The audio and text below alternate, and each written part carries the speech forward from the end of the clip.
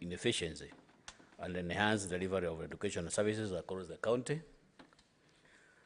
Could the Cabinet Secretary at the same time also explain why it has taken long for teachers serving in the Kadwana, Chuka municipalities and Chuka Mangombe sub-counties respectively to be considered for hardship allowance, despite serving under similar adverse conditions as their colleagues in the Raka South and the Raka North sub-counties? I submit, Honorable Speaker. Thank you. CS. Thank you, Mr. Speaker. On question part A, to that question, Tharaka Nithi County, Mr. Speaker, has one lead county quality assurance and standards officer based at the county education offices. It also has one quality assurance and standards officer based at the county education offices and 7 sub-county quality assurances and standard officers that are stationed in the 7 sub-counties in Tharaka Nithi as follows. Titus Command Mburu, the employment number is their designation is the county quality assurance and is stationed at the CDE's office. Simon Tanoi Waiwa, stationed at the CDE's office. Waome F. Mureithi, Meru South Sub-County. Peter Dhuranira, Nkombitu, Tharaka South Sub-County. Eliud Karanja Kamau, Igambangombe Sub-County. Peter Kabiro Laibu, Mudhambi Sub-County. Patrick Murira, Chiakariga Sub-County. Michael Karaoke, Tharaka North Sub-County. And Kinyo Silas, Mara Sub-County. Thus, Mr. Speaker, the Tharaka Nithi County has a quality assurance and standards officers in all its 7 sub-counties. This is the standard staffing level for quality assurance and standard officers. All these officers have also been capacity built and inducted in the ongoing education reforms and are executing their mandates within their respective sub-counties. Part 2 of the question. The ministry dispatched 3 Isuzu D-Max double cabin vehicles to Tharaka Nithi County in November 2023. An additional vehicle was dispatched to the county this October. The following are the vehicles serving the county. Number 1, there is a GKC 670A with the CDE. Number 2, GKC 680A with the sub-county director, Tharaka North. Number 3, GKC 653A, Tharaka South. And number 4, JKC 671 in Mahara. The ministry is seeking the requisite budgetary allocation in order to purchase more vehicles for the remaining sub-counties, and indeed other parts of the country are also facing the similar shortages. Part C, Mr. Speaker, the payment of hardship allowance is done automatically once an area is classified as a hardship area. The classification is done by the Ministry of Public Service and Human Capital Development.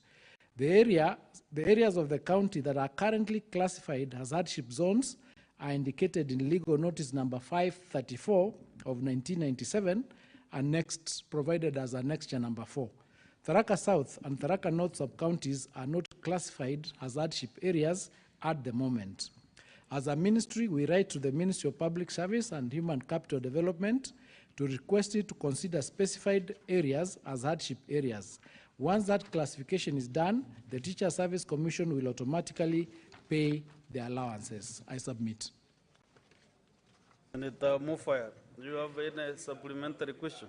I've captioned the answers given by the CS, but Honorable Speaker, I am asking questions on behalf of the service consumers, especially on part 1, Honorable Speaker, where we are seeking to know whether we are getting some quality assurance and curriculum developers.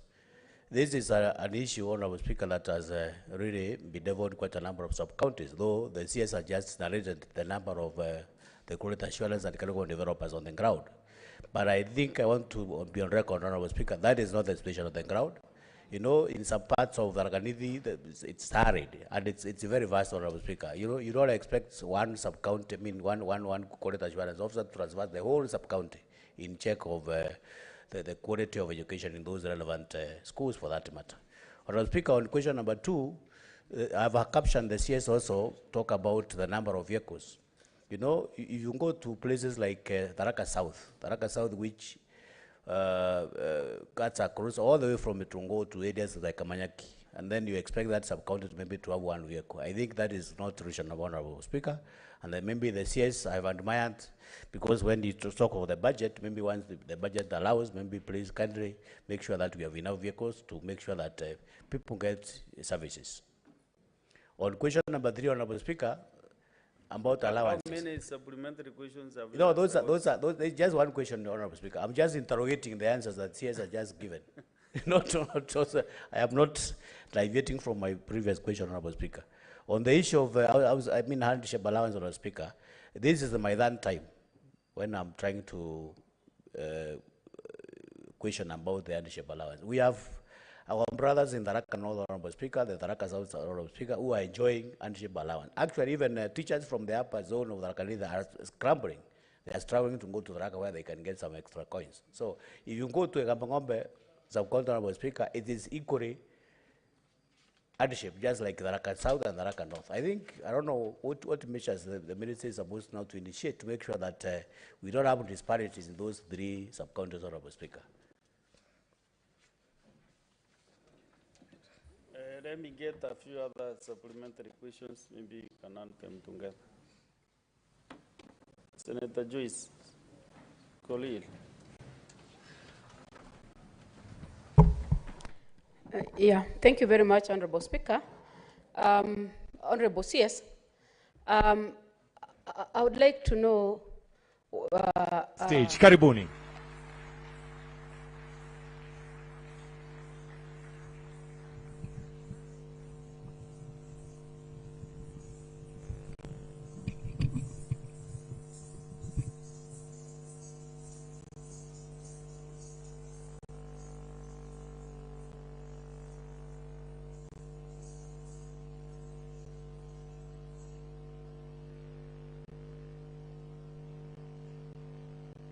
Good morning, everyone. On behalf of the Hindu Council of Kenya, we extend a warm welcome to the esteemed officials and all our honored guests. In Hindu tradition, we believe that every auspicious event begins with a prayer, inviting divine blessings to guide us in our journey. This morning, we honor that tradition by invoking the presence of Lord Krishna, a central figure in our faith who embodies love, wisdom, and joy. Lord Krishna, revered as the 8th incarnation of Lord Vishnu, is celebrated for his teachings in the Bhagavad Gita. His playful spirit and his boundless compassion, through his stories, he inspires us to seek truth, uphold righteousness, and spread love in all that we do. We now invite you to enjoy Swagatam Krishna, a beautiful rendition welcoming Lord Krishna with joy and devotion.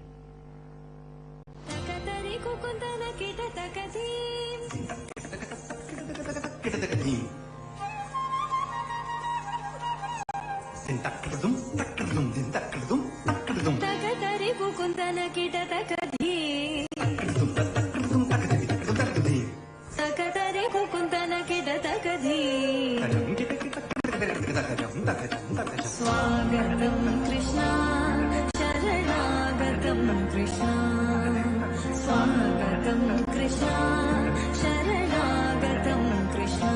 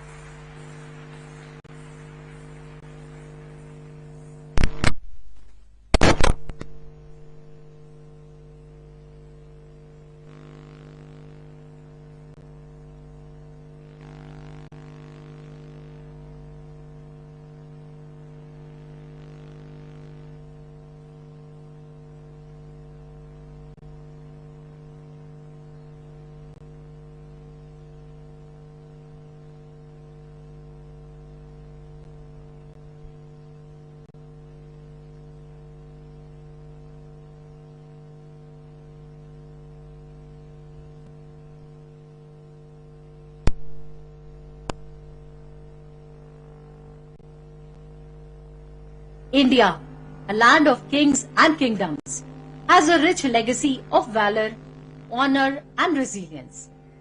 Jauhar represents an act of courage by women during the times of invasion, where rather than facing capture, they chose to uphold their dignity and honor. It was an ultimate sacrifice, symbolizing the strength and empowerment of women who stood firmly beside their kings and warriors, embodying resilience in the face of adversity. Today's powerful performance captures this spirit, reminding us of the extraordinary courage that has defined generations. Let us honor this legacy through dance as we witness the essence of Jauhar.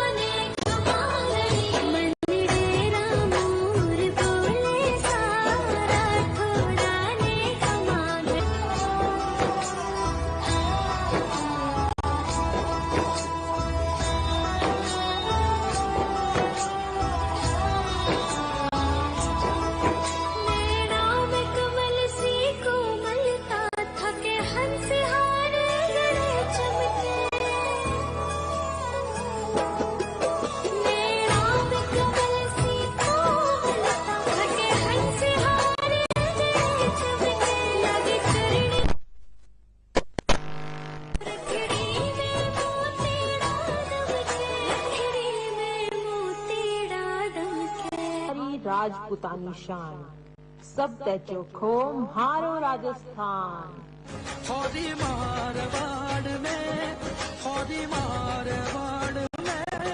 दूसो बाजे रे थोड़ी मारवाड़ में दूसो बाजे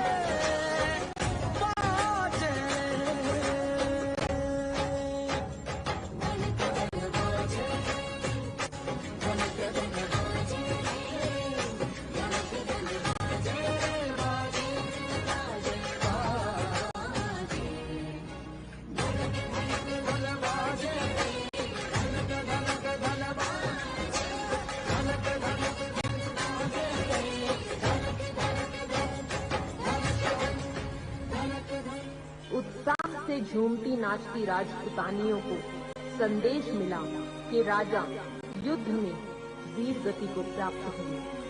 ये सुनते ही राजपुतानियां तलवार उठाकर अपने सम्मान की रक्षा के लिए युद्ध में रणचंडिका बन शत्रु का विनाश करने को चल पड़ती हैं।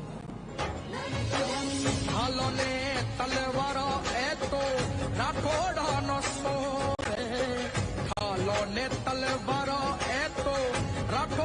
न सोवे तो परे धमिड़े मां ढोलो रे धमिड़े मां राठौड़ पधारे रे दूसो बाजे राठौड़ रवली मारे वाड़ रो दूसो बाजे रे अन्नता थोड़ी मारे वाड़ रो दूसो बाजे। आखिरी दम तक लड़ते हुए राजपुतानियों ने खुद को जौहर की आग में झोंक देने का निश्चय किया।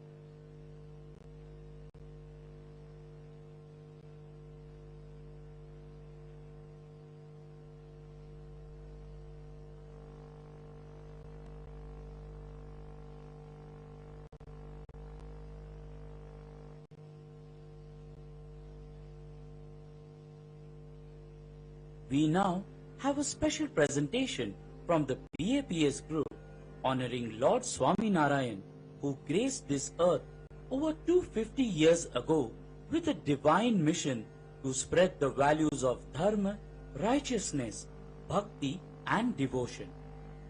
His teachings continue to inspire millions around the world. Today, his sixth spiritual successor, Shri Mahanta Swami, at the age of 91, guides us with unwavering love and compassion. In December, we are blessed that he will visit the shores of Africa, sharing his wisdom and presence with us.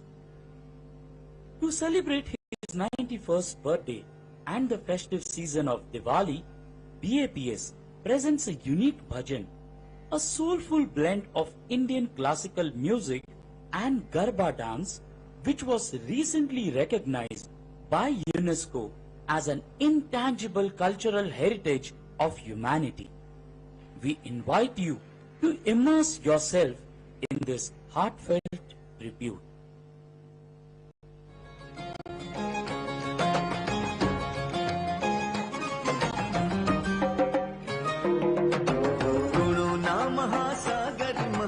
स्वामी जगती न्यारा छोड़ो ना महासागर महंत स्वामी जगती न्यारा गुणातीत ना वारस तो प्रमुख स्वामी ना प्यारा गुणातीत ना वारस तो प्रमुख स्वामी ना प्यारा करिए वंदन करिए वंदन करिए वंदन करिए वंदन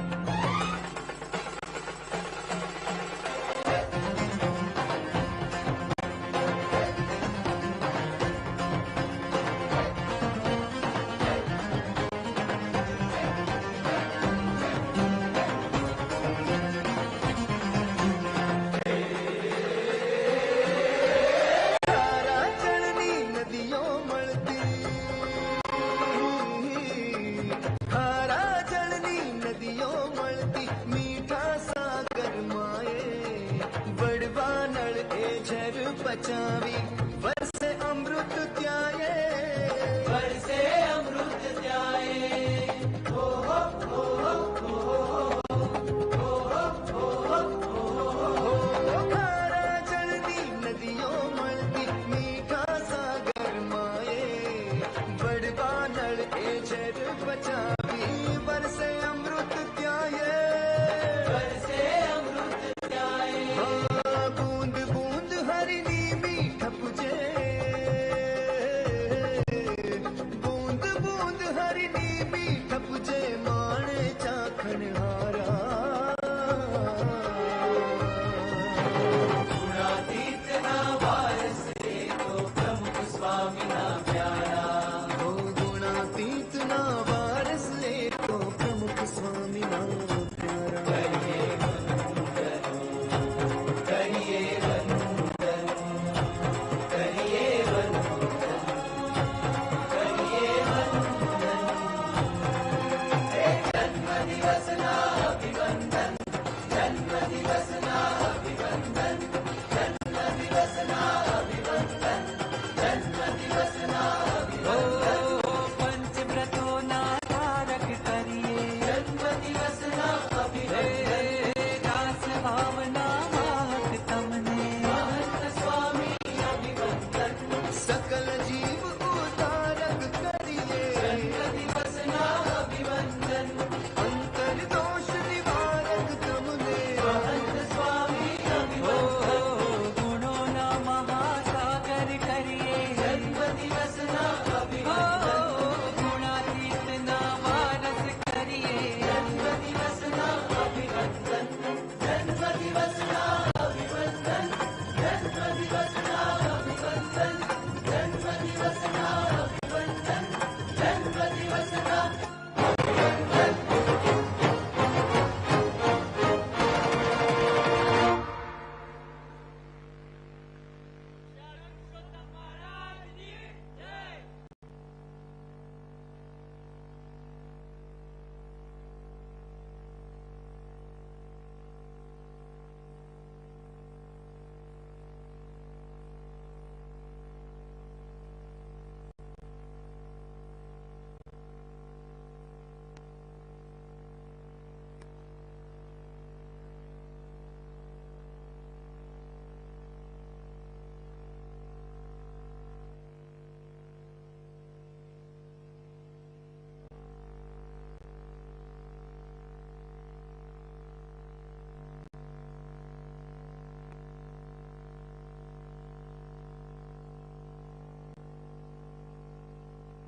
Our next performance is the vibrant Ghumar dance, a traditional folk dance from Rajasthan, known for its grace, elegance and intricate movements. Originally performed by the women of the royal Rajput families, Ghumar celebrates joy, tradition and the colorful spirit of Rajasthan. This dance is not only a display of artistic expression, but also deeply rooted in the Hindu traditions, symbolizing the celebration of life's important moments from weddings to festivals. Through the rhythmic spins and vibrant skirts, Ghumar embodies the essence of togetherness and cultural pride, uniting families and communities in joyful celebrations. Today, let us journey to the heart of Rajasthan through this captivating Ghumar performance, honoring our rich heritage and the enduring spirit of our tradition.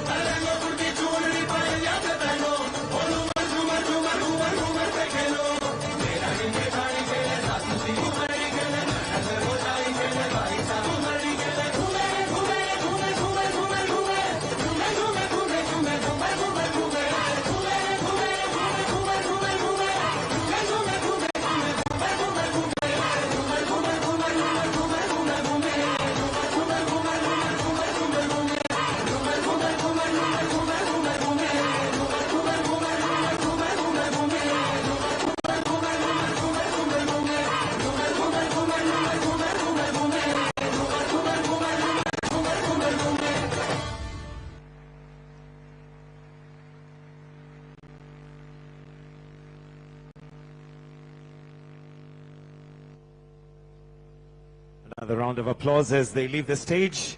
And we have the last presentation, Shivanjali Naitalia. Let's also welcome them with a clap. This is our last presentation today before we move to the next part of the program.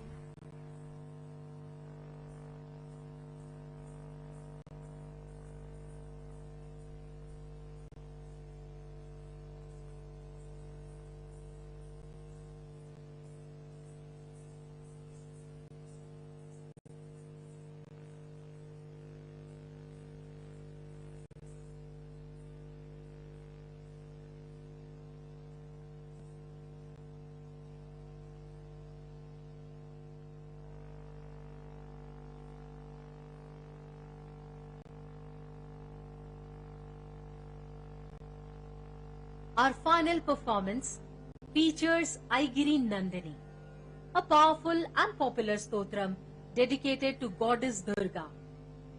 In Hindu tradition, we hold women in the highest regard, honoring their strength, resilience, and divinity.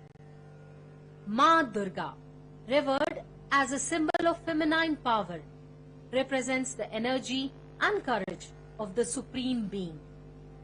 She embodies the spirit of empowerment, teaching us all to confront and overcome the forces of evil. In every woman lies the essence of a goddess, filled with strength and the ability to bring positive change in the world. Today, as we witness this captivating performance, let us all embrace the teachings of Ma Durga, celebrating the strength and dignity of women everywhere. Join us in experiencing the profound beauty and energy of Aigiri Nandini.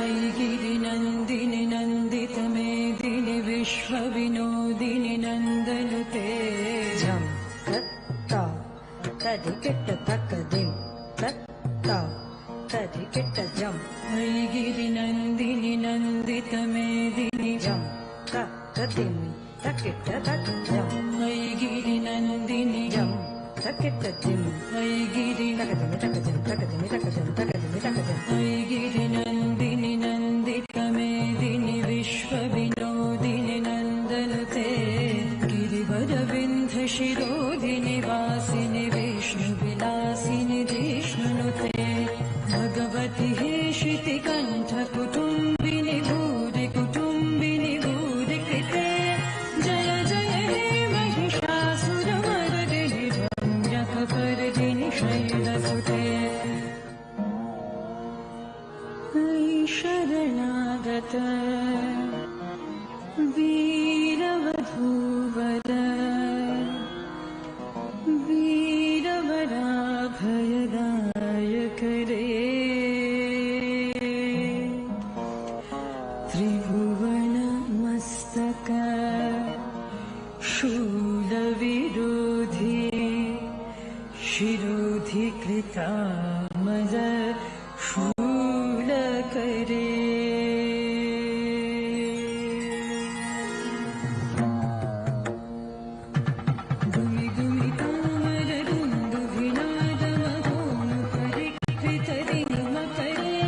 Jaya Jaya He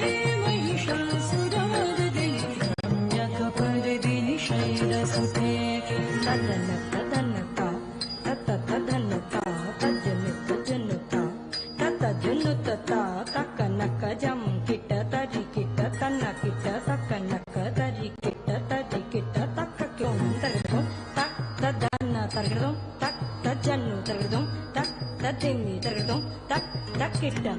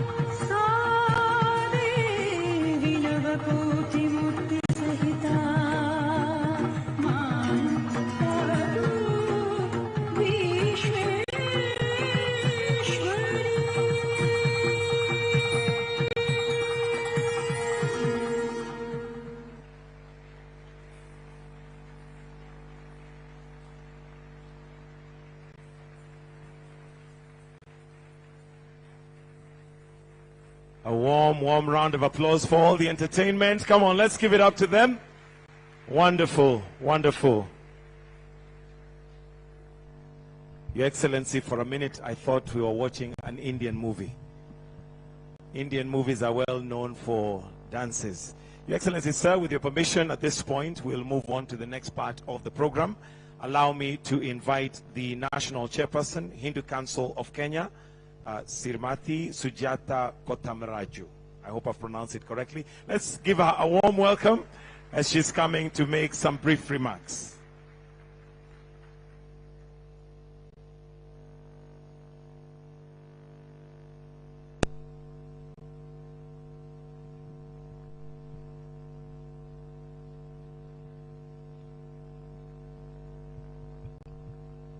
Namaste.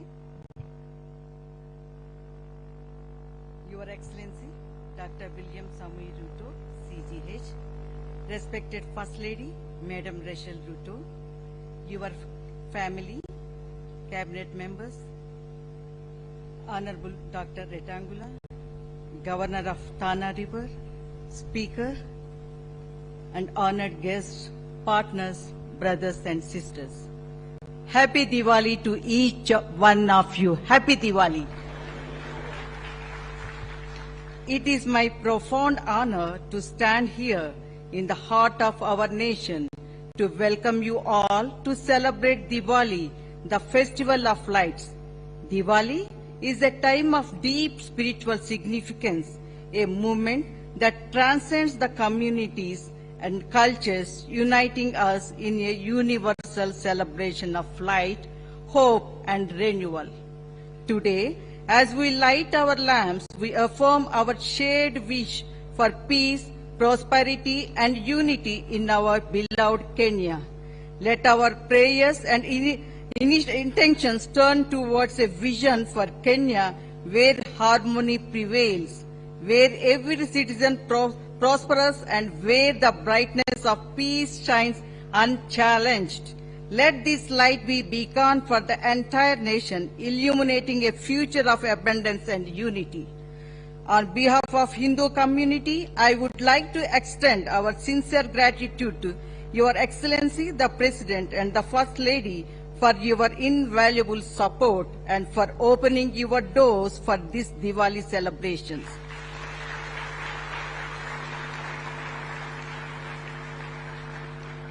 Your commitment to unity and inclusivity is deeply inspiring, embodying the spirit of Diwali itself, a time when light dispels the darkness of division and nurtures togetherness and joy. Your Excellency, in Kenya, we are privileged to live amidst of rich tapestry of cultures and traditions. Our diversity is a profound strength, and Diwali beautifully reminds us of unique light each one of us brings to this shared nation. Today, we not only celebrate a festival, but also honor values of hope, resilience, and the timeless victory of light over darkness. The Hindu Council of Kenya, now it is in 54th year, it is honored to serve as a pillar of unity among 170 member institutions and 5 major branches across the country. We are guided by the principles of Vasudhaiva Kutumbakam, the philosophy that all humanity is one family, and we are committed to contribute to Kenya's welfare. Our community is steadfast in upholding this value through our involvement in nation building, relief and welfare activities. Thank you. In time of crisis, from natural disasters to the COVID-19 pandemic, we have risen together to serve, driven by the spirit of compassion and unity. Our community, which has thrived for generations in Kenya, consists of dedicated entrepreneurs, philanthropists, and visionaries who work tirelessly to see that every Kenyan has access to food, education, and health care. We have a series of ongoing initiatives across Kenya, and our trustee, Dr. Bimal Khantaria, will elaborate on our future projects. Our ongoing projects are: 1. Jal Seva project, providing water solutions in Laikipia County. School nutrition initiatives, offering UG programs to promote nutrition among school children. Yoga program, in collaboration with schools and health centers in areas like Embakasi, Dandora, Kibera, and other areas. We are helping to connect the body, mind, and soul through free yoga training. This initiative, led by trained instructors, is already showing remarkable positive impacts and well-being. Your Excellency, in line with your national tree planting goal of 15 billion trees by 2032, our organizations have been actively engaging in tree planting drives, environmental sustainability efforts, and cleanup campaigns to protect Kenya's natural beauty and create a legacy of environmental stewardship for future generations. Your Excellency,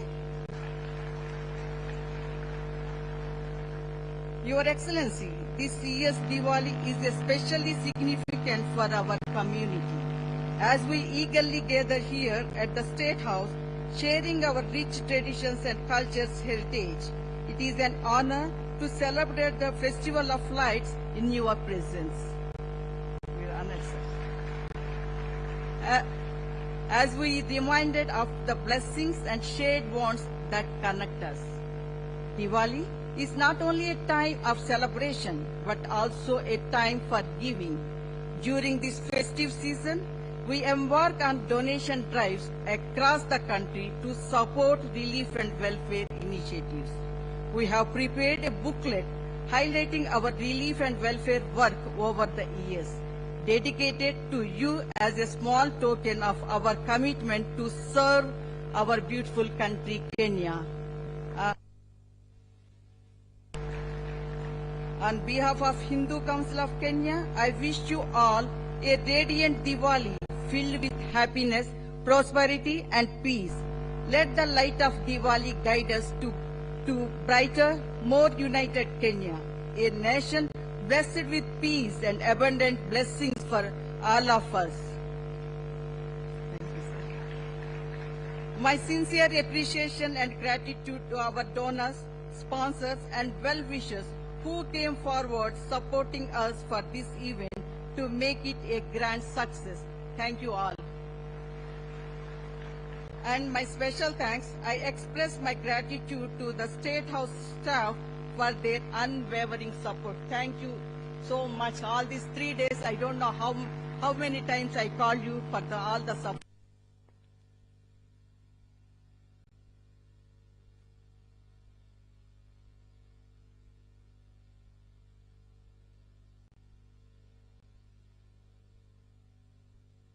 Nation.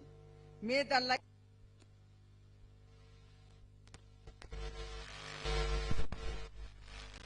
Kenyan with hope, peace and goodwill. God bless us all.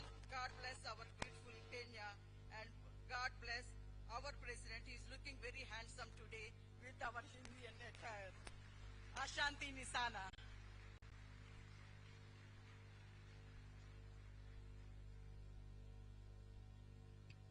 One more round of applause for Madam Chair.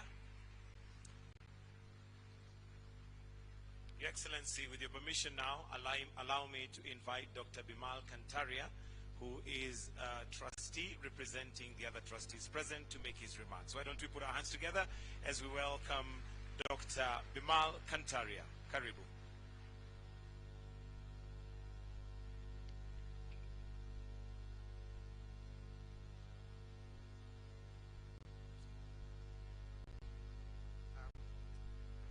Good morning to everybody and namaste to everybody.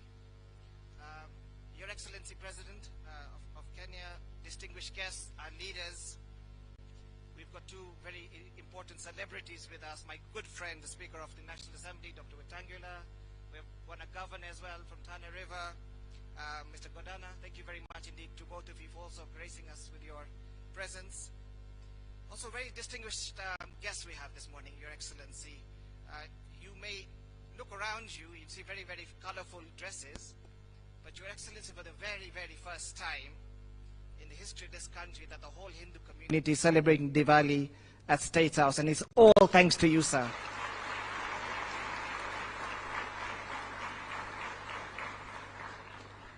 Your Excellency, if you look around the room, we've brought all the leadership from all the small towns, big towns. We've got people from Eldoret, Kisumu, Mombasa, who've traveled since yesterday to be here in your presence, sir. So thank you very much to all my friends who've joined us today, all the Hindu community who've been really wonderful support in coming all the way down here. Your Excellency, Diwali is an important time of our year. As our chairperson said, it reminds us of triumph of light over darkness, wisdom over ignorance, and hope over despair. These universal values are very much part of our Hindu dharam, our Hindu community in this country, and we seek to contribute meaningfully along the various phases of life, upholding these very important principles. With your permission, Your Excellency, I just wanted to quickly highlight some of the important leadership and things we've contributed as Hindu community over the last 100 years. A lot of the Hindus came during the colonial times. We built the railway, the Kenya-Uganda railway, and most of the Hindu community stayed over, Your Excellency. A number of expatriates obviously went back, but a lot of this community here have been here for over 100 years. My own family, Your Excellency, been here for 4 generations. We came here in 1898, and we just love this country. We're not going anywhere. We're going to be here permanently. So whilst we build bridges, actual physical bridges, we've also built community and social bridges across the country as well. Since those early days, the Hindu community has grown and flourished, contributing extensively to the Kenyan business, social, and political landscapes. In the business community, Your Excellency, Hindu leaders have been pioneering entrepreneurs and have made remarkable contributions to Kenya's economic progress. We all know of Dr. Manu Chandera, Your Excellency.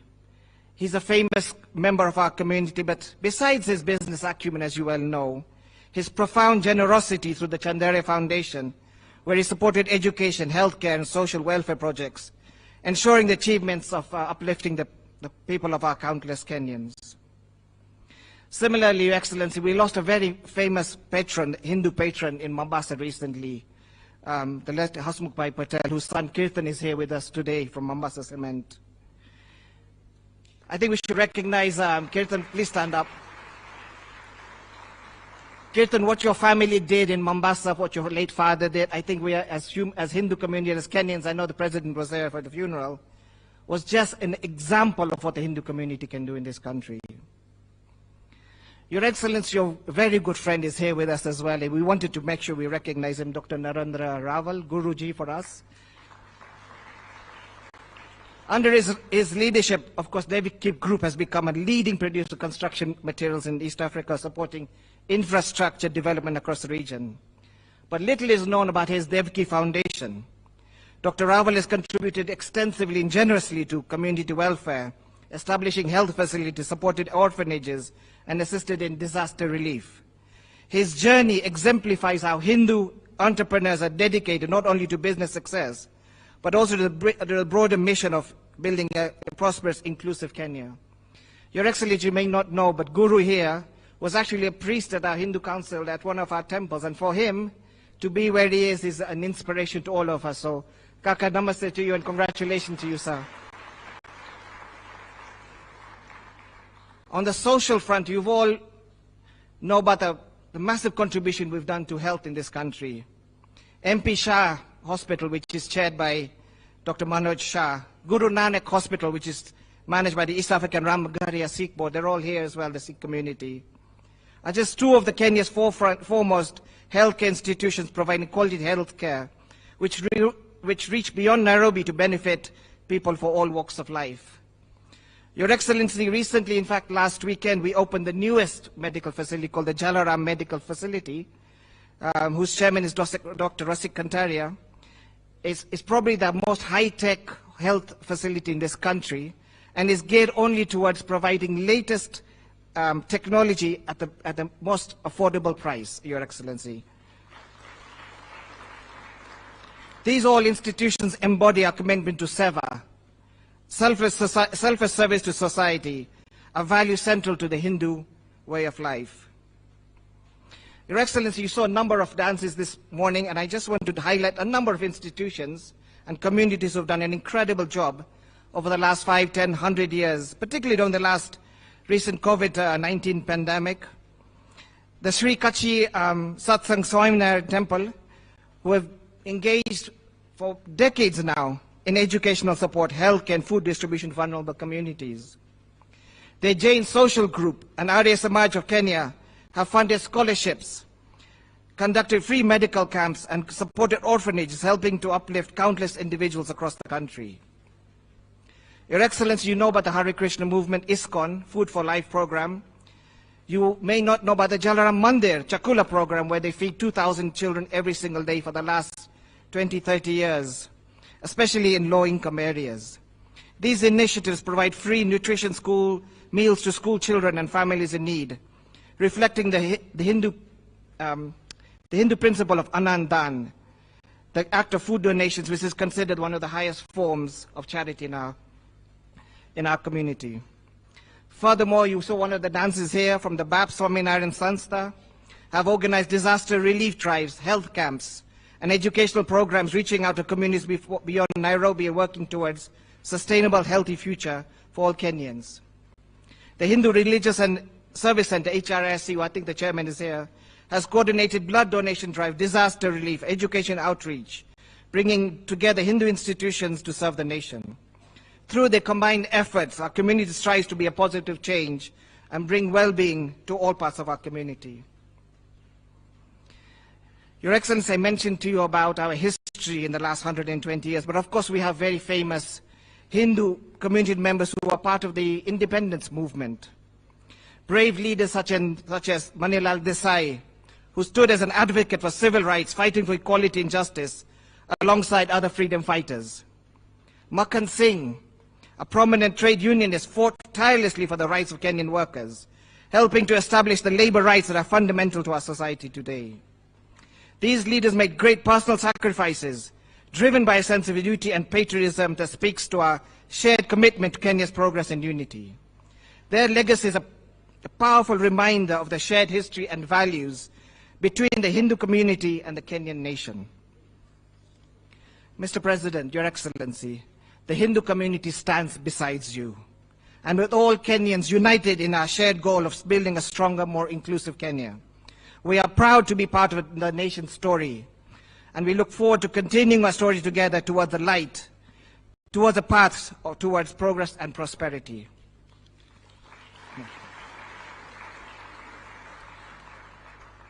Your Excellency, we brought the whole Hindu community to you today. Now, they have two small requests. With your permission, I want to talk. And as you can see, as a trustee, I'm under major pressure from all of them to make this request from you, sir. As in all major religions in the country have national public holidays to mark their religious days, we are requesting you to consider making a Hindu Diwali Day a national public holiday.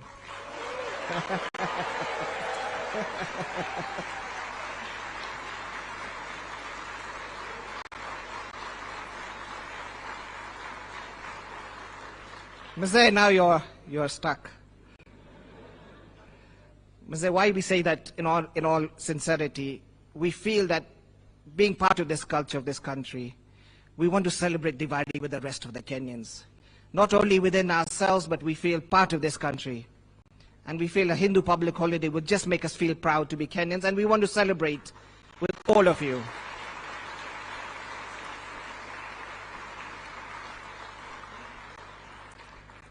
I see my chairman there smiling, so chairman, well done. Mr. Last small request. We want to build a charity hospital, and we want to build another school. And we are requesting if the government, just give me a sec, if the government, we want to buy 10 acres in Nairobi.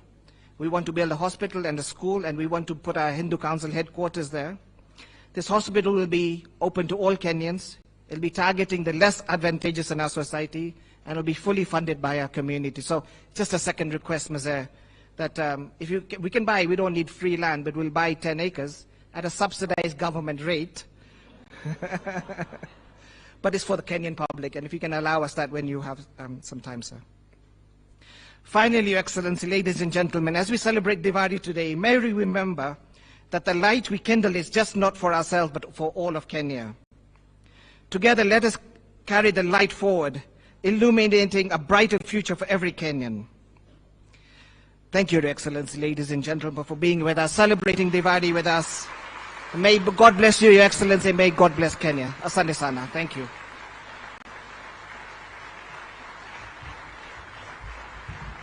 Thank you very much, Dr. Kantaria, for well spoken.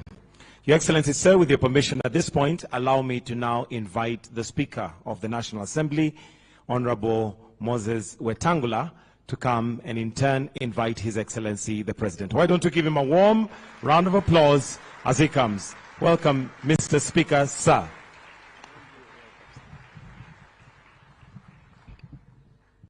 Namaste. Order Hindus. That's what I say in Parliament. Order members, every time we want to hear each other.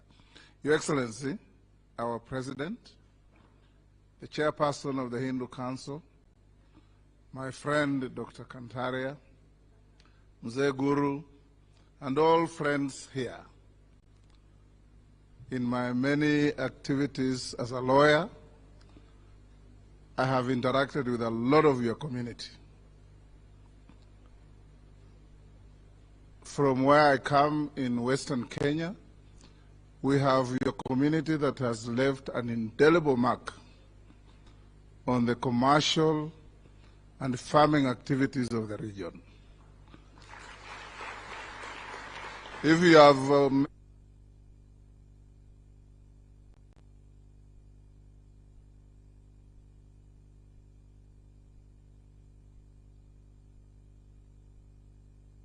in the communities, education, health, farming, name it. And I stand here as I invite the President to salute your community. In fact, in terms of economic growth of this country, your community is one of those that have punched way above your weight in getting Kenya to where it is, whether it's in industry, in retail trade, in many ways. So we salute you as you celebrate your New Year's Day. I have been living for a long time in Westlands, and such a day is normally characterized by a lot of blasts in the night.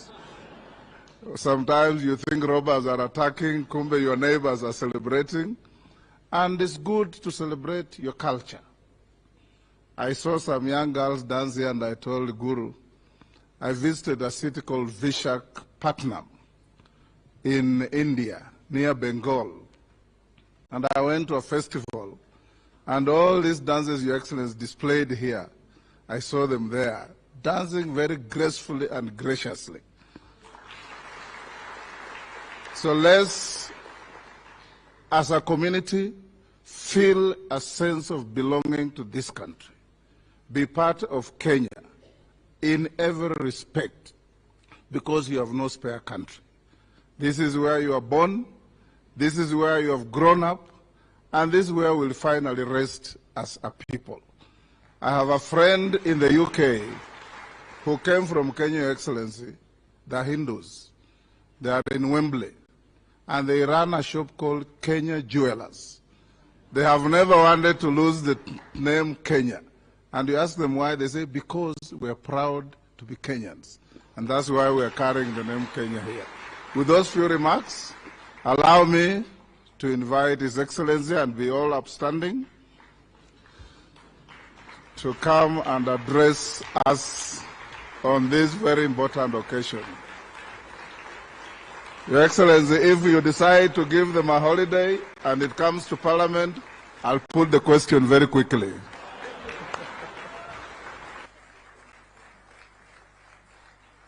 Thank you very much, Mr. Speaker. Ladies and gentlemen, let's take our seats. Thank you very much. The chairperson of the Hindu community in Kenya, Madam Sujata Gautam Raju, my good friend Bimal Kantaria, sometimes I call him Bill, distinguished members of the Hindu community, good afternoon. Hamjambo. Namaste. Kaisai आप लोग?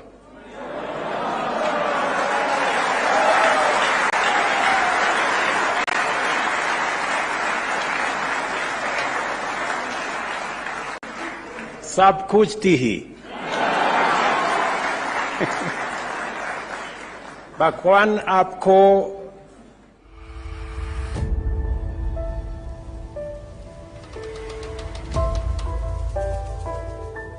This is Clergy TV. Arise, shine. Wali. Asanteni sana. It is indeed an honor to host you today as we celebrate an occasion that symbolizes the values binding us together as Kenyans. When you say we are celebrating light that drove away darkness, you are speaking to all religions in Kenya. Diwali, the Festival of Lights, marks the start of a new business year. It reminds us of the enduring power of light over darkness, knowledge over ignorance, and hope over despair. Cardinal principles that are underpinned by our Constitution. As you all know, the first words, the first letters of our Constitution says, "We, the people of Kenya." acknowledging the supremacy of God of all creations. Those are the beginning words of our Constitution, that all of us, coming from different backgrounds, from different communities, from different religions, we all submit to the supremacy of the God of all creations, that we all believe in, that we all submit to. And this occasion of celebrating Diwali is such an occasion that we all worship God, because we believe that it is the right thing to do. And we are taught by religion that man is made so that they can submit and worship God. And a human being without religion is not different from an animal. It is religion that gives us the compass to be different and to believe in God and to have hope and to have direction. And therefore, I am very happy that today, as Bimal here says, for the first time we are celebrating this occasion of Diwali here in State House as a recognition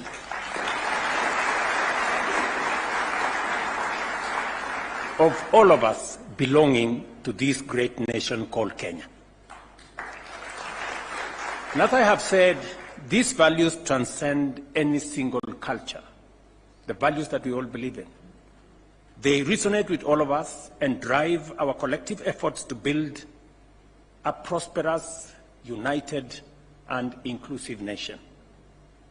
I am humbled to be associated with a festival that has a history spanning 5,000 years. I feel both privileged and proud that our country is enriched with such a wealth of cultures, traditions, and religion. The Indian community in Kenya, often referred to as Kenyan Asians, consists of citizens and residents with ancestral roots largely from the Indian subcontinent. Significant Indian migration began with the establishment of the East African Protectorate in 1895. Since then, they have become an integral part of our nation, playing a key role in nation building, economic growth, in commerce, and in business.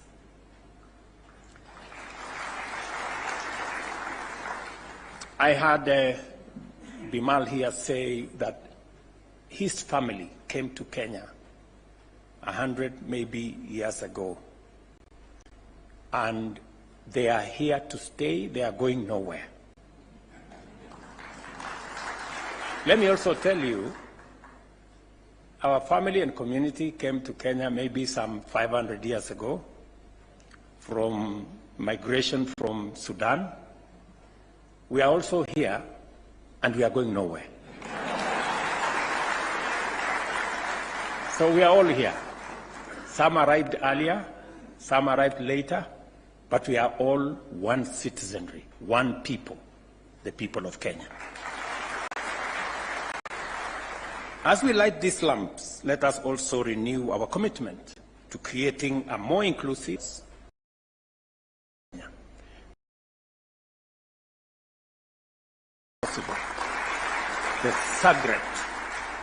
the sacred provision of the right to worship by all Kenyans and all religions, and that there will be no interference whatsoever. There will be no limitations whatsoever to religion in our country. That realizing and responding and recognizing that the preamble of our Constitution speaks to our acknowledgement as a people, as Kenyans, of the supremacy of God of all creations, that we will protect the place of religion, and we will protect the right of every Kenyan to worship God in the way they want to worship God. because we all submit to the living God. And let me also say this, that citizens, all religions, should be careful about propaganda, fake news, of limitations to religion from different quarters. I want to guarantee you and to give you my assurance, as I do every religious person in Kenya, that the government of Kenya will protect the place of worship and make sure that this country continues to abide by the Constitution and to live up to our principles as a God-fearing nation. In a country as diverse as ours, we debate, we celebrate, we express ourselves, and we commemorate what we do. But we never lose sight of how we arrived here and why. We should take pride in our diversity, our tolerance, and our achievements as a nation. You have said correctly, you make enormous contribution to the commerce, the business, the economy of our country. You also embody philanthropy. We have seen your service in lifting up those in our society who are not the vulnerable in our society. We have seen the food distribution, the many acts of charity that are associated with the Hindu community and the Asian community in Kenya, which we deeply appreciate as Kenyans. Because that is our culture, to lift each and every one of us up. And that is the philosophy behind our bottom-up economic transformation agenda. That we must live in a society that leaves nobody behind. It is the reason why, as a government, and you, in your statement, you said three fundamental things: that we must feed ourselves, we must educate our children, and we must make sure that there is adequate, available, accessible, affordable health care for our citizens. Those three fundamental things are important to us as a government. It is the reason why we have invested heavily in food production. The reason why today unga that was 230 is now below 100 shillings. Because we want to make sure that citizens at every level can afford a meal. We are not quite there, but we have substantially embarked on that journey. And it is my commitment that progressively we will invest in food production in Kenya, including in irrigation. Our aim is to expand land under irrigation by 500,000 acres by 2027 and another 500,000 acres by 2032 to make sure that we have 1,700,000 acres under irrigation so that we can feed our nation. I was particularly, challenged by your father, Ashu, of Mombasa Cement. When I was elected, he came to see me. He asked to see me, and I invited him, and we had a chat here. And he told me, Mr. President, I want to help you in Galana. I want to grow food. I see I feed many people, and he does in Mombasa. I feed many people, and I want to participate in food production. So I told him, Ashu, you're most welcome to this space. Please go ahead and participate in food production. You cannot believe what that great Kenyan did. He left my office, went to Galana, and invested, I think, between 3 and 5 billion shillings. He has built 11 dams. He has done an amazing job. So when I got to hear what he had done, and he had no papers, he had no Nobody had given him a piece of paper or a lease. He just went there and said, the president has allowed me to do food production. And he went ahead to do it. So when it was brought to my attention and the enormous job that he had done, I saw a person with passion to change the lives of ordinary people. That he was not even patient to wait for paperwork to be done. He was in a hurry to produce food for the most needy people because he is in that space. I see what he does. So I asked my office now to look for him so that we can regularize the paperwork for him. And I even got him some people to help him to do the irrigation because, you know, he's a cement person. So food production is not his forte.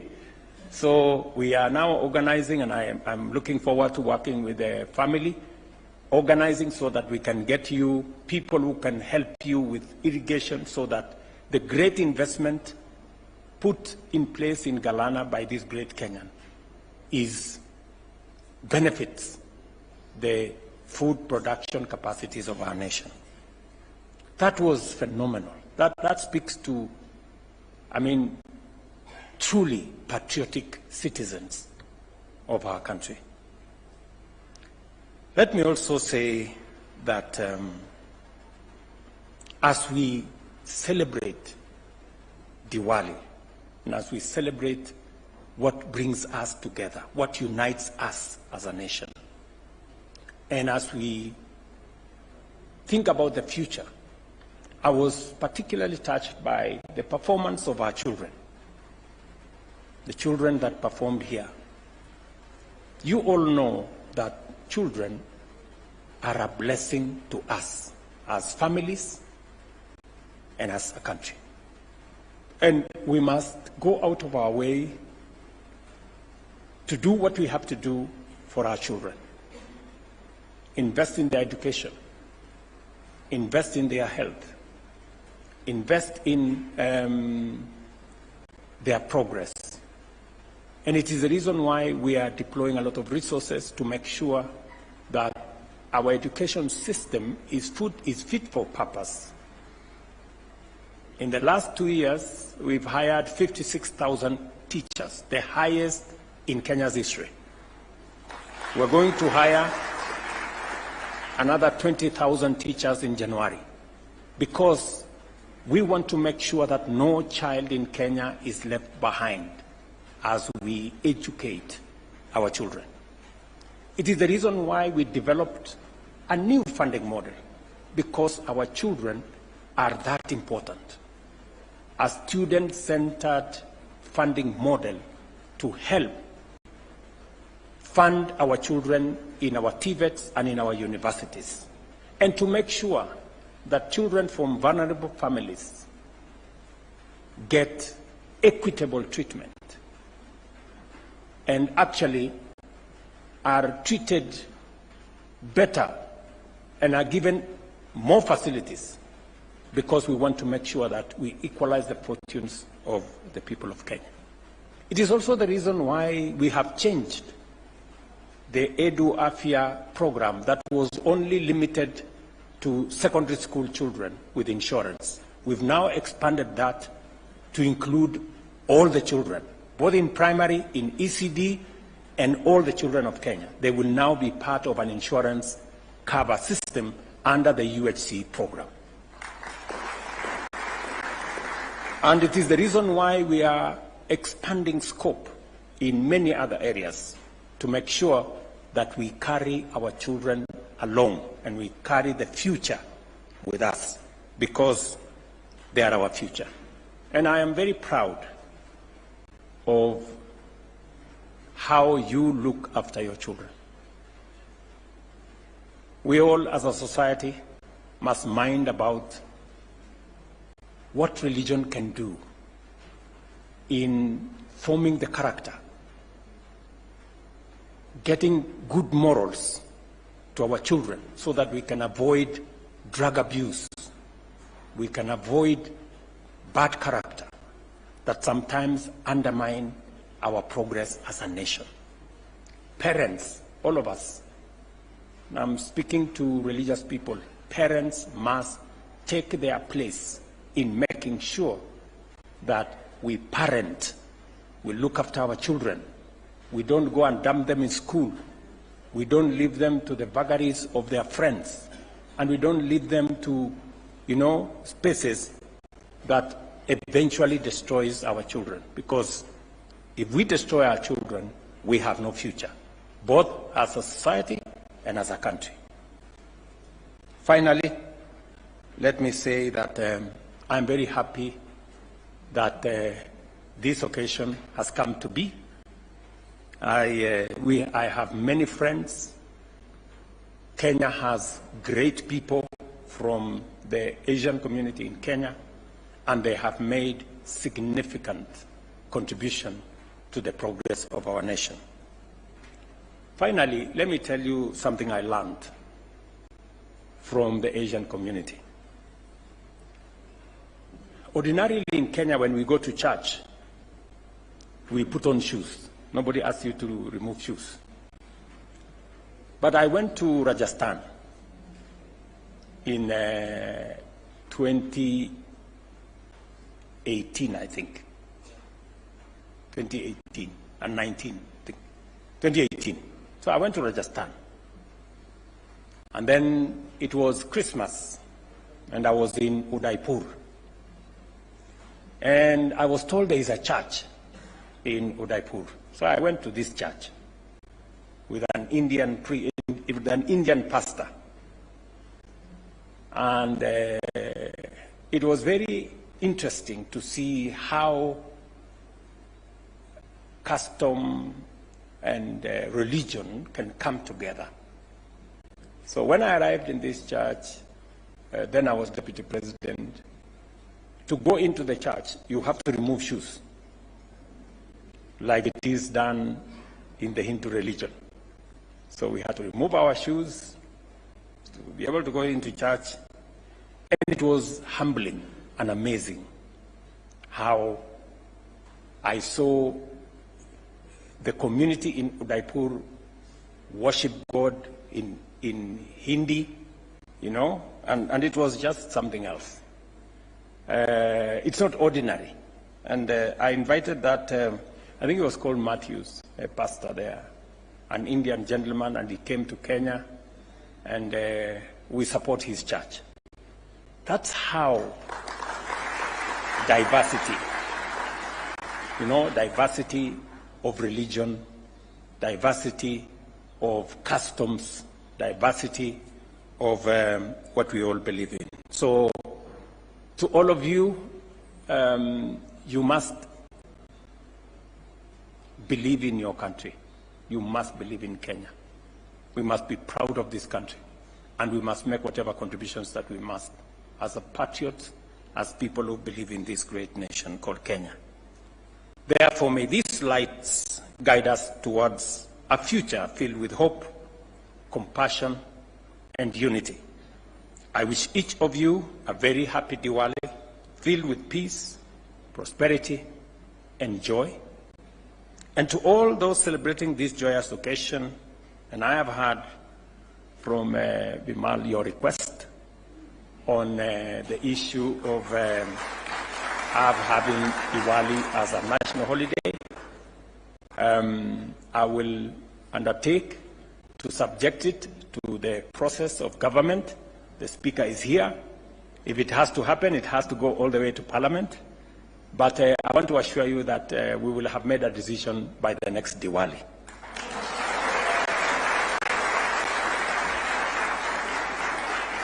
To all those celebrating this joyous occasion, I extend my very warm Diwali wishes to you and to your families and to all your loved ones and to the people of Kenya.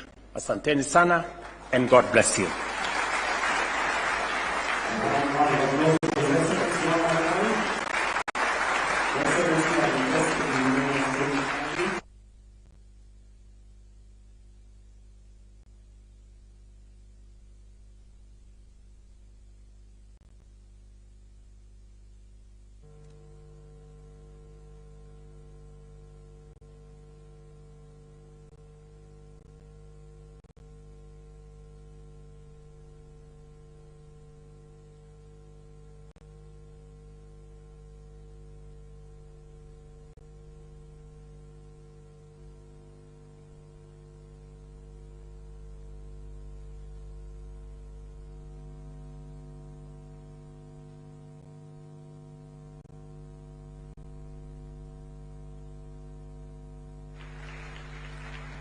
And there is one more.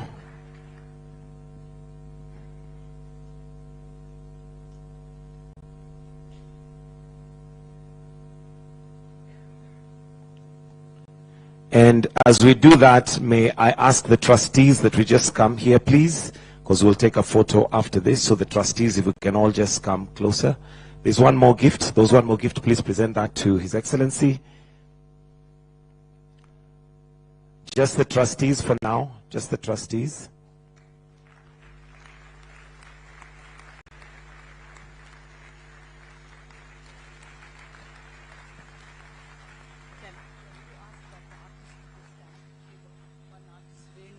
Renu, the artist, where are you, if you may stand? Renu, who drew that picture. Oh, there, she's right there. All right, Your Excellency, I'll request that we now take a picture. So the trustees, kindly, if you can. Let's take the picture, please.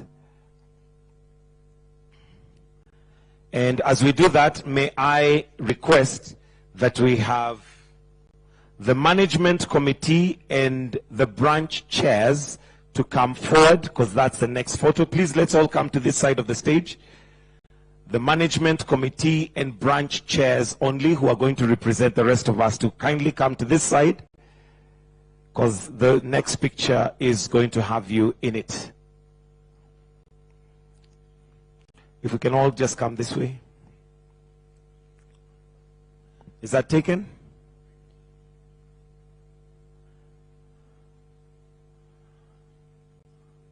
All right, please, let's occupy the stage. Let's come on stage for the next picture.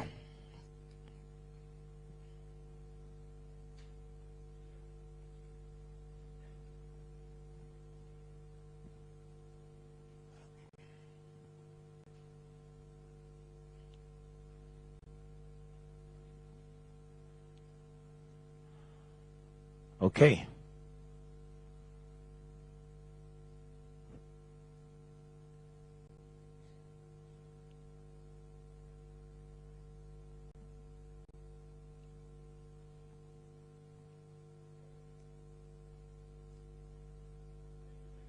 Thank you, Your Excellency.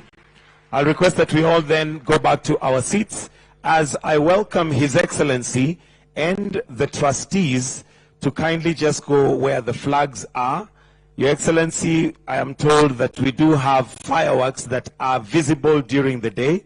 So we'll ask His Excellency to just go there. It's a 4-second show, so you'll need to have your eyes open. The trustees can join His Excellency just by the flags.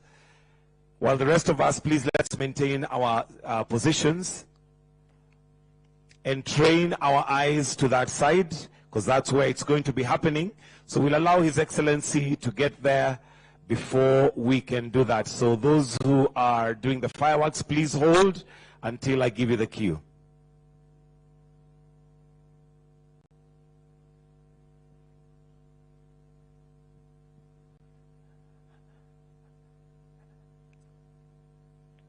And those who are giving us the fireworks, let's all trail our eyes that way.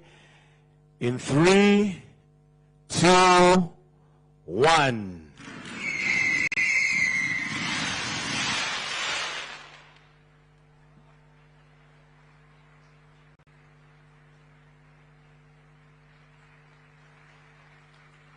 And in 4 seconds, it's a wrap.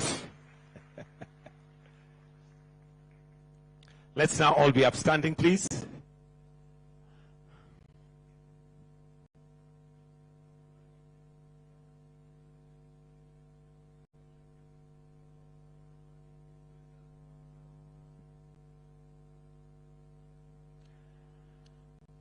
Thank you, Your Excellency.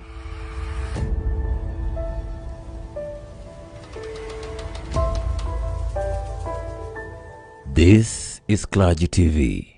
Arise, shine.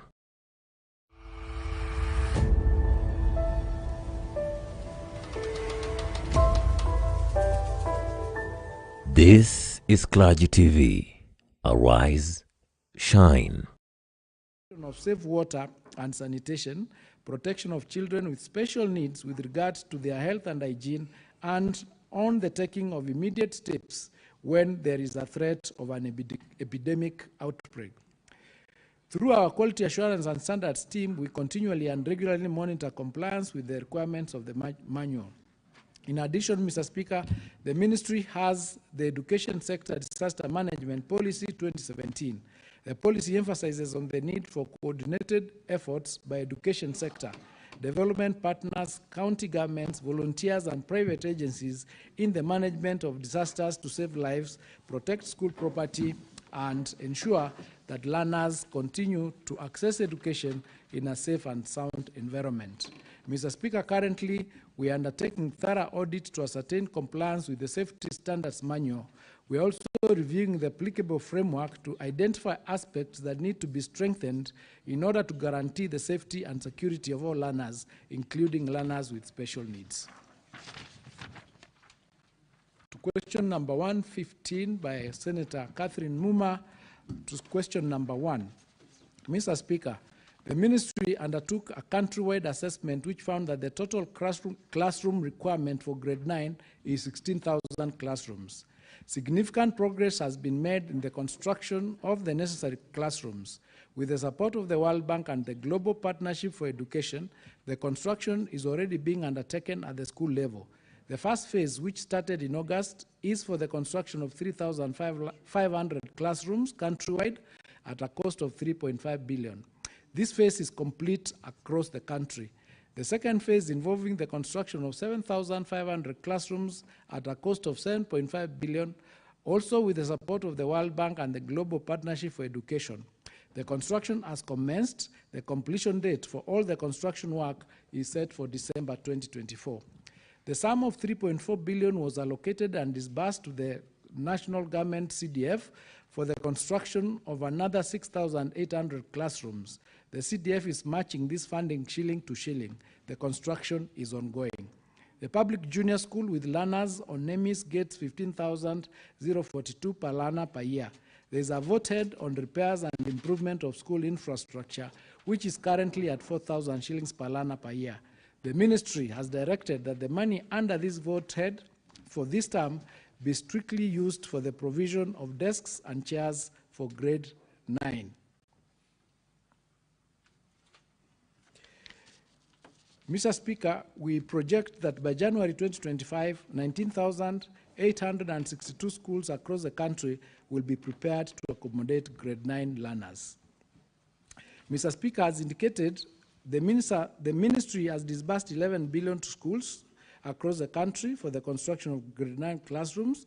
A further 7.8 billion has been allocated to the CDF, being 3.4 billion from the ministry, being matched by another 3.4 billion from the CDF. The 18 constituencies in Nairobi County have also been allocated a total of 1 billion for infrastructure development through CDF.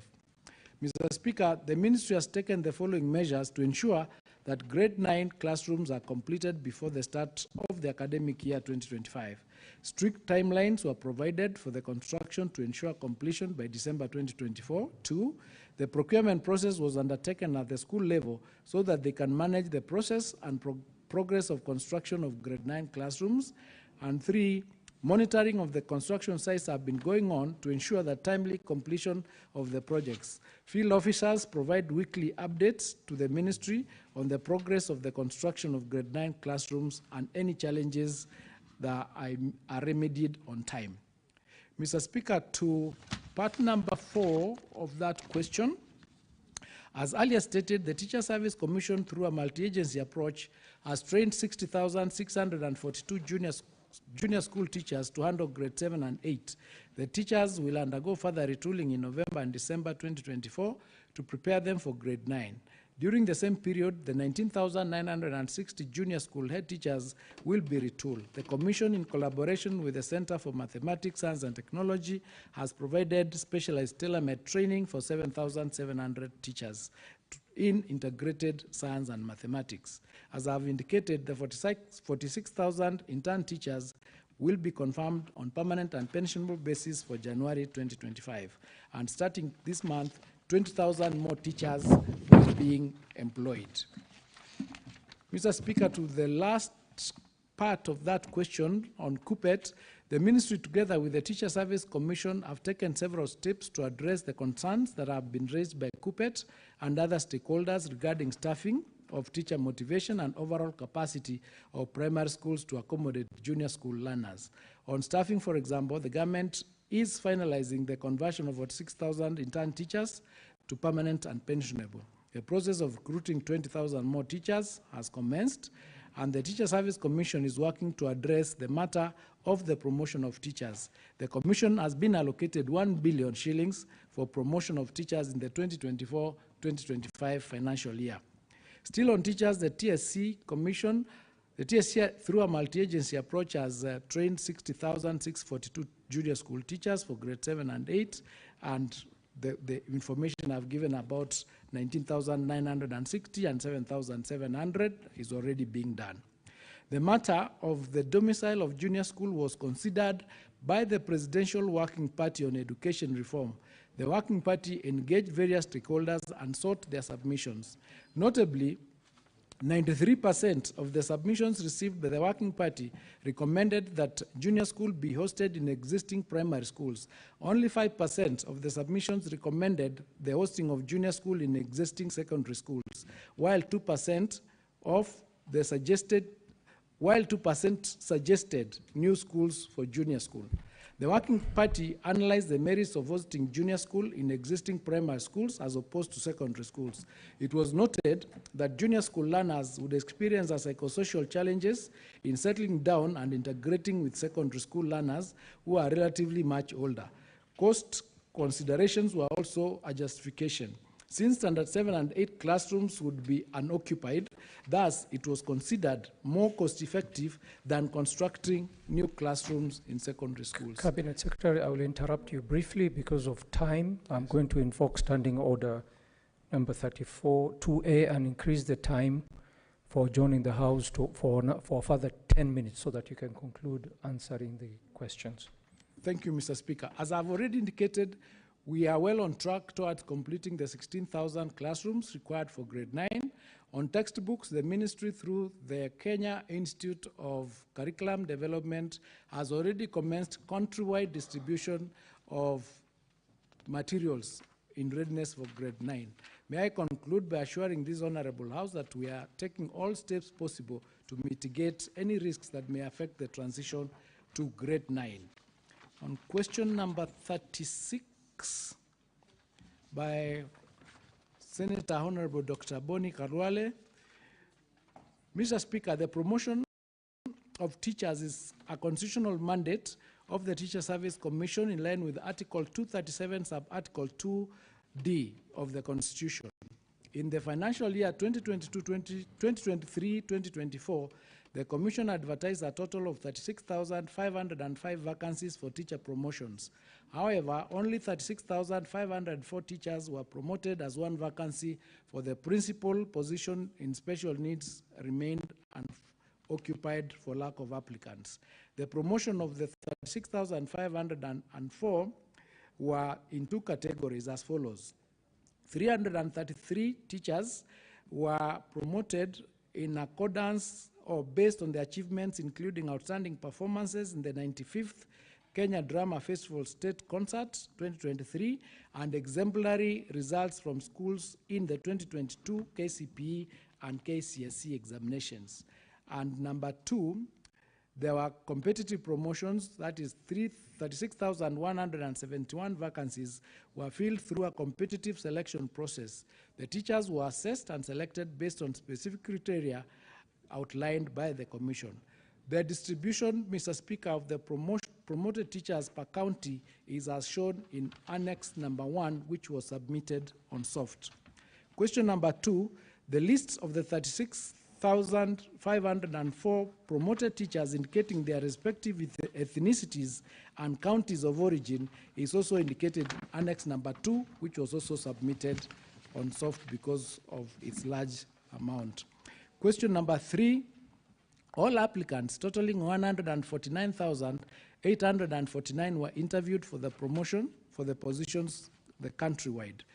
In executing this mandate, The Commission applied the values stipulated in Article 232 of the Constitution accordingly to ensure that the outcome of the promotion process reflects regional and ethnic balance in the following measures that were put in place. And because of time, let me just say adherence to legal framework governing promotion of teachers, promotion processes strictly adhered to Regulation 73 of the Code of Regulations of Teachers and the Career Progression Guidelines, and the policy on selection and appointment of institutional administrators. This regulatory framework provided the foundation for fair and transparent promotion practices. Equal opportunity, all applicants totaling 149,849 were interviewed for promotion. This approach ensured that every teacher, regardless of their region or ethnicity, had an equal chance to compete for promotion. Upholding the principle of equal opportunity is fundamental to our commitment to fairness and inclusivity.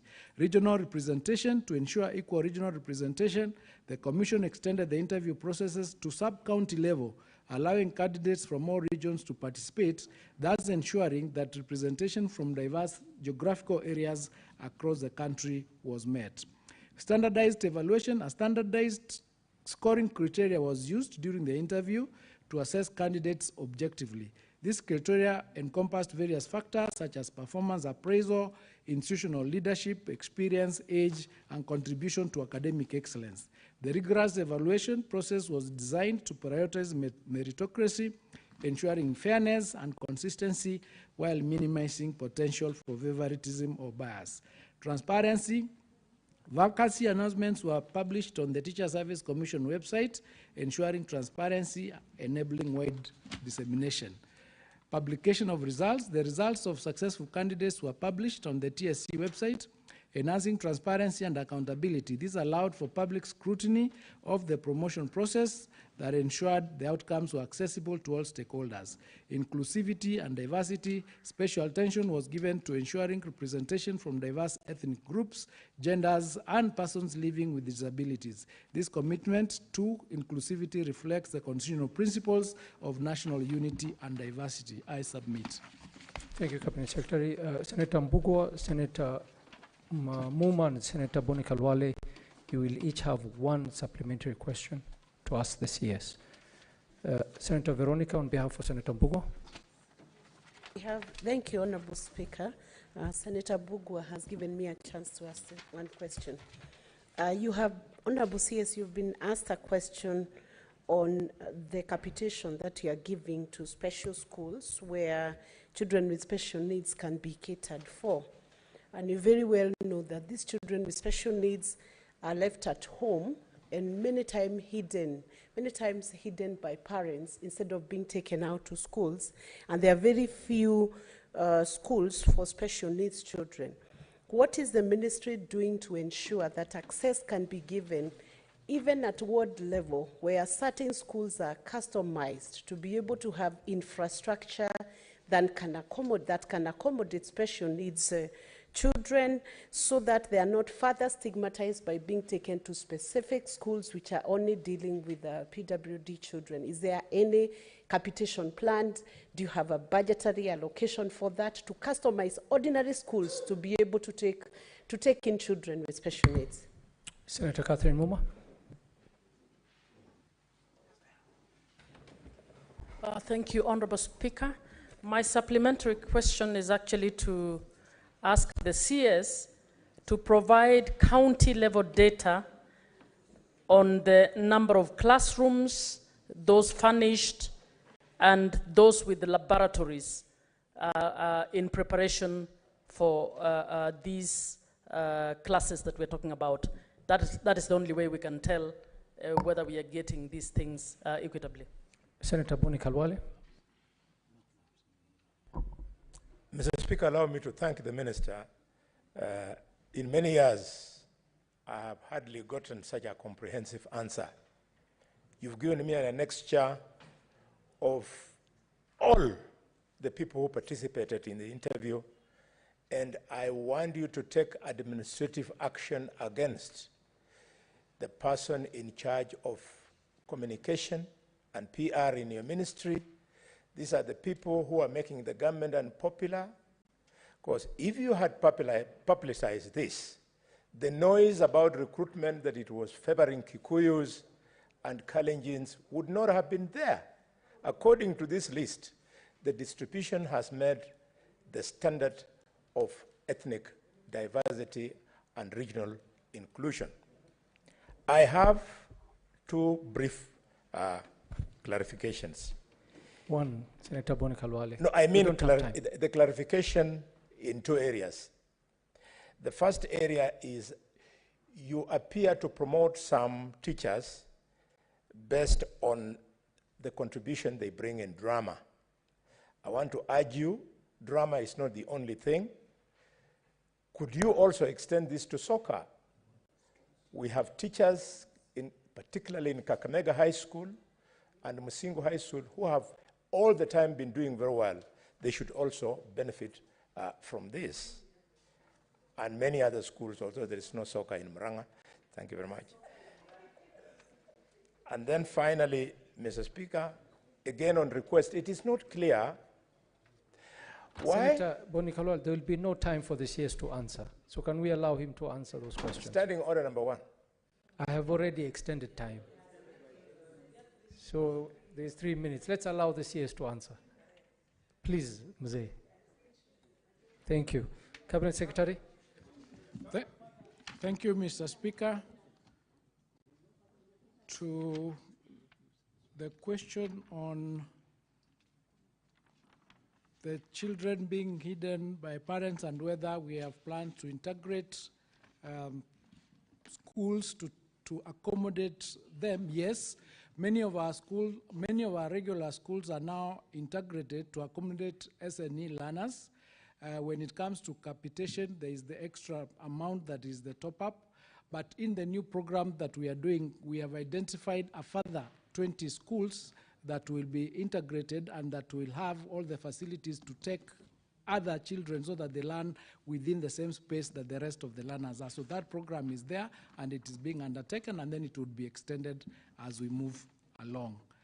On the question of providing the actual list of the schools that we have already built, that we are already building and will continue building the classrooms, we will provide that to you per county. I don't have it right here, but we'll send it to you on soft and it will be available to you so that we can keep that progress. And I would urge that when you are in your constituencies and your counties, you can check whether this is going on so that you can assist us also, sort of supervise and ensure that we have these classrooms ready. Thank you, Daktari, for that comment, that we've provided comprehensive answers. It is true that we are extending the areas, the variables that teachers need to, that we need to use in order to promote teachers, and we are suggesting including even how somebody manages a school, that management skill, so that we do not have a lot of crises, utilization of resources in school, and that issue of soccer and creative arts, so that we can motivate them. So we are going to extend that. Thank you so much for that information. And I want to take this opportunity, Mr. Speaker, to thank you so much for giving me this opportunity to address you. Thank you so much. Thank you very much. Honorable Senators, it is now 1:10 p.m. and having concluded the business for which I extended the hours of sitting pursuant to Standing Order 34-2A, the Senate stands adjourned until today, 30th October 2024 at 2:30 p.m.